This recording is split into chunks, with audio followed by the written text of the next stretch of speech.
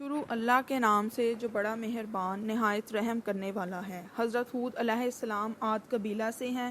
اس قبیلہ کو عاد اولیٰ کہا گیا ہے اور عاد ثانیہ حضرت صالح علیہ السلام کی قوم کو کہا جاتا ہے، جو قوم سمود کے نام سے زیادہ مشہور ہے۔ حضرت نوح علیہ السلام کی اولاد میں سے ایک شخص کا نام عاد تھا۔ اس کی طرف منسوب ہونے والی قوم کو عاد کہا گیا ہے۔ ہود آپ علیہ السلام کا لقب ہے۔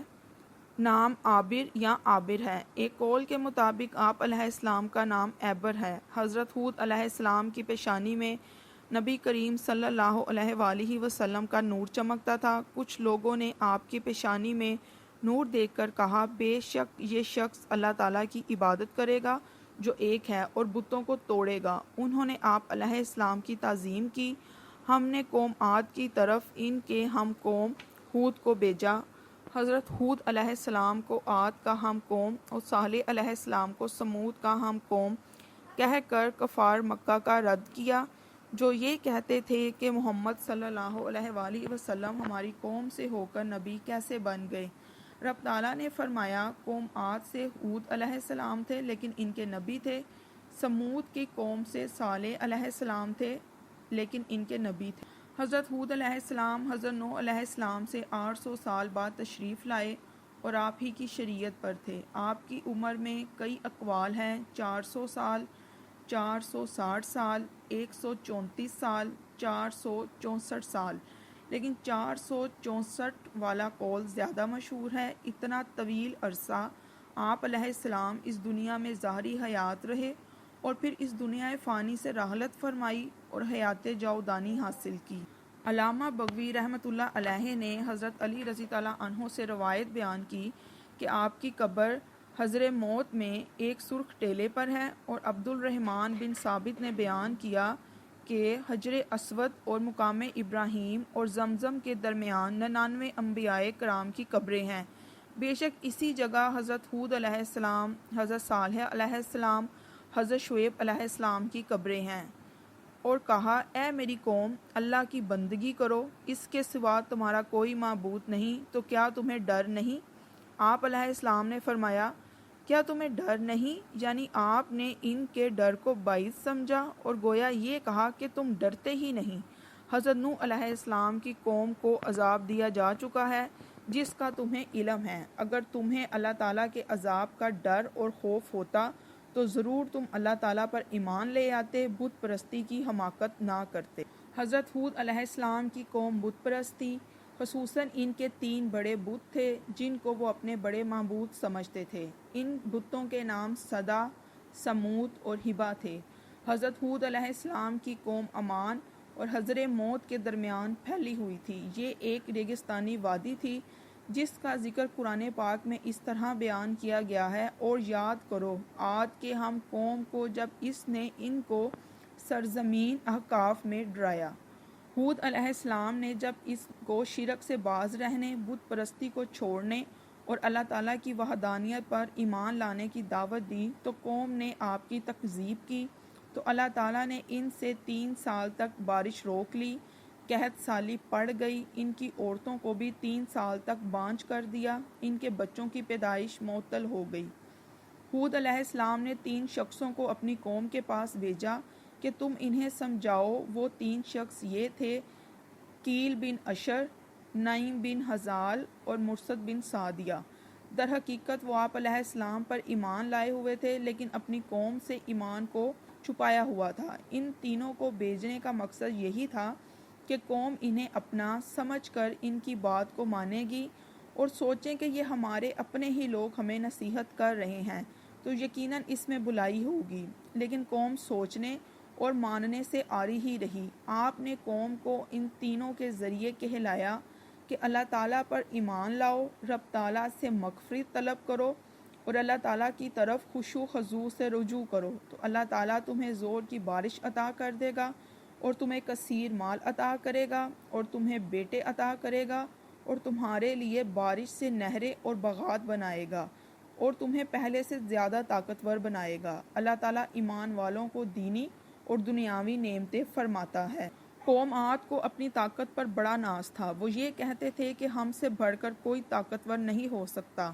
قوم عاد کے چھوٹے قد 90 فٹ اور بڑے قد 150 فٹ تھے۔ اسی وجہ سے اپنے جسموں اور طاقت کے گھمنڈ میں وہ یہ کہتے تھے کہ ہم سے کوئی طاقتور نہیں، ہم پہاڑ سے بڑے بڑے پتھر چٹانیں اٹھا کر ایک جگہ سے دوسری جگہ لے جاتے ہیں۔ اگر عذاب ہمارے سامنے آ گیا تو ہم اسے اپنے ہاتھوں سے روک لیں گے۔ اللہ تعالیٰ نے فرمایا، تم اپنی طاقت پر ناز کرتے ہو، کبھی میری طاقت کو بھی تصور میں لایا کرو، میری طاقت کے مقابل کسی کو کوئی مجال نہیں۔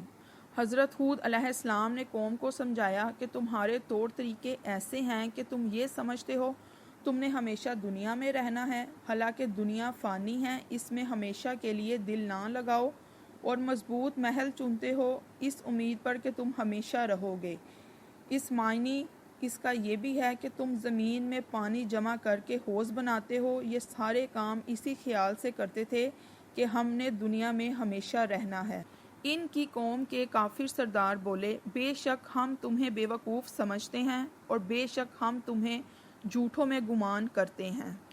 حضرت ہود علیہ السلام نے قوم کو سیدھی راہ پر لانے کی ہر طرح کی کوشش کی، لیکن قوم نے ہمیشہ کج روی کی۔ قوم نے کذب بیانی کرتے ہوئے کہا، تم ہمارے پاس معجزات اور دلائل نہیں لائے اور جس سے حق و باطل میں تمیز ہو سکے۔ یہ بات یقیناً معلوم ہے کہ ہود علیہ السلام نے معجزات ظاہر فرمائے، مگر قوم نے اپنی جہالت کے پیش نظر ان کا انکار کیا اور گمان کیا کہ آپ کوئی معجزات نہیں لائے۔ قوم نے کہا کہ ہم تمہارے کہنے پر اپنے معبودوں کو چھوڑنے والے نہیں۔ یہ ان کا کہنا اس لیے باطل تھا کہ وہ اس کا اقرار بھی کرتے تھے کہ نفع و نقصان صرف اللہ تعالیٰ ہی کی قبضہ قدرت میں ہے، یہ بت نفع و نقصان کے مالک نہیں۔ اس پر تو عقل کا تقاضا یہ تھا کہ وہ بت پرستی کو چھوڑ دیتے۔ ان کا بت پرستی کو نہ چھوڑنا عقل کے خلاف تھا، جو خود ہی ان کی حماقت کو واضح کر رہا تھا۔ ان کا یہ کہنا کہ ہم تم پر ایمان لانے والے نہیں، یہ صرف ضد اور حسد و عناد تھا، ورنہ بظاہر انکار کی کوئی وجہ نہ تھی۔ قوم کا یہ کہنا کہ ہمارے معبودوں کی برائی تم بیان کرتے ہو، انہوں نے تمہیں معاذ اللہ دیوانہ بنا دیا ہے، تمہاری عقل کو ضائع کر دیا ہے، یہ بھی ان کی حماقت کو واضح کر رہا تھا۔ ادھر یہ کہتے تھے کہ بت نفع و نقصان کے مالک نہیں، اور ادھر کہتے تھے ہمارے بتوں نے تمہیں مصیبت پہنچا دی ہے۔ حضرت ہود علیہ السلام کا ایک بہت بڑا معجزہ ہے کہ ایک شخص بہت بڑی قوم کا مقابلہ کر رہا ہے، انہیں کہہ رہا ہے کہ تم تمام مل کر میری عداوت میں کوئی کسر باقی نہ چھوڑو، مجھے نقصان پہنچانے میں اپنی کوشش کر لو، مجھے کوئی مہلت نہ دو، مجھے تمہارا کوئی خوف و خطرہ نہیں، مجھے تو اپنے رب پر پورا بھروسہ ہے، وہی میرا محافظ ہے، وہی مجھے بچانے والا ہے، ساری مخلوق اسی کے قبضہ قدرت میں ہے، کسی کو ذات باری سے مقابلہ کرنے کی کوئی طاقت نہیں۔ حضرت ہود علیہ السلام نے اپنی قوم کو سیدھی راہ پر لانے کی پوری کوشش صرف کر دی، لیکن قوم نے بت پرستی کو نہ چھوڑا۔ آپ نے کہا، اے میری قوم، اب اللہ تعالیٰ کے عذاب کا انتظار کرو۔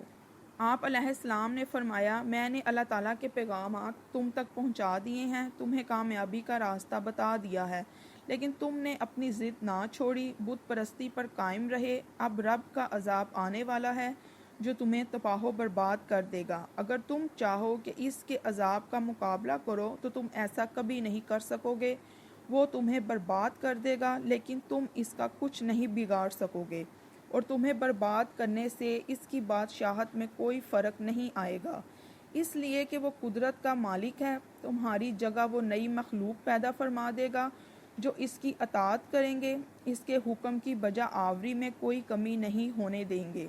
یعنی دنیا میں بھی تم پر شدید عذاب آئے گا اور آخرت میں بھی تم شدید عذاب میں گرفتار ہوگے۔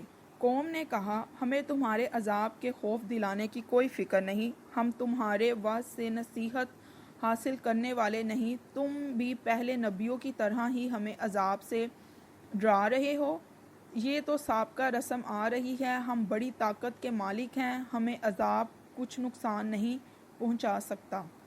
یعنی جب قوم نے مطالبہ کیا کہ تم جس عذاب کے متعلق ہمیں ڈراتے ہو بے شک لے آؤ اگر تم اپنے دعوے میں سچے ہو، وہ تو کہتے تھے عذاب آئے گا ہی نہیں، اگر آ ہی گیا تو ہم اپنی طاقت سے روک لیں گے۔ جیسا کہ پہلے ذکر کیا جا چکا ہے کہ قوم عاد پر ہود علیہ السلام کی تکذیب کی وجہ سے 3 سال تک بارش کو روک دیا گیا۔ اسی لیے جب قوم پر عذاب آنے کا وقت آ گیا تو اللہ تعالیٰ نے سیاہ بادلوں کو چلایا اور ان کی وادیوں سے ظاہر ہوئے۔ عام طور پر ایسے بادلوں کو بارش برسانے والے کہا جاتا ہے۔ وہ لوگ وادیوں سے اٹھتے ہی بادلوں کو دیکھ کر بڑے خوش ہوئے کہ بارش برسانے والے بادل آ گئے ہیں، اب 3 سالہ قحط کا دور ختم ہونے والا ہے۔ حضرت ہود علیہ السلام نے انہیں بتایا، یہ تو وہی ہے جس کی تمہیں جلدی پڑی ہوئی تھی، کیونکہ وہ قوم کہتی تھی بے شک عذاب لے آؤ۔ یعنی اس قوم میں 7 راتیں اور 8 دن لگاتار شدید آندھی چلی، صرف اس میں گرج تھی، بارش نہیں تھی۔ وہی لوگ جو بادلوں کو دیکھ کر خوش ہو رہے تھے اور یہ کہہ رہے تھے کہ عذاب تو ہم اپنی طاقت سے ٹال لیں گے، جب انہوں نے دیکھا کہ شدید گرجنے والی آندھی فضا میں حیوانوں اور پرندوں کو اڑا رہی ہے تو یہ اپنے مکانوں میں داخل ہو گئے تاکہ اس آندھی کی شدت سے بچ سکیں، لیکن سارے دعوے دھرے کے دھرے رہ گئے۔ اللہ تعالیٰ نے اس فرشتے کو حکم دیا جو ہوائیں چلانے پر مقرر ہے کہ عاد کی قوم پر اپنے ہواؤں کے خزانے سے اتنی مقدار میں ہوا کو کھول دے جتنی مقدار ایک انگوٹھی کی ہوتی ہے۔ رب تعالیٰ کے خزانوں میں سے یہ ہوا بظاہر معمولی تھی، لیکن دنیا میں ہولناک طوفان تھا، تباہ کن آندھی تھی۔ سب سے پہلے ایک عورت نے دیکھا کہ ہوا میں مجھے آگ کے شعلے نظر آ رہے ہیں، اس ہوا نے ان کے مکانوں کے دروازے گرا دیے ہیں۔ وہ ان کے نتنوں میں داخل ہوتی اور ان کے دبر سے نکل جاتی۔ وہ ہوا انہیں گرا رہی تھی، ان کی گردنیں ٹوٹ رہی تھیں، کبھی زمین انہیں اٹھاتی اور پھر نیچے پھینک دیتی، ریت کے ٹیلوں میں ڈب جاتے۔ یہ سلسلہ 7 راتیں 8 دن مسلسل رہا، کسی وقت بھی آندھی نہ رکی۔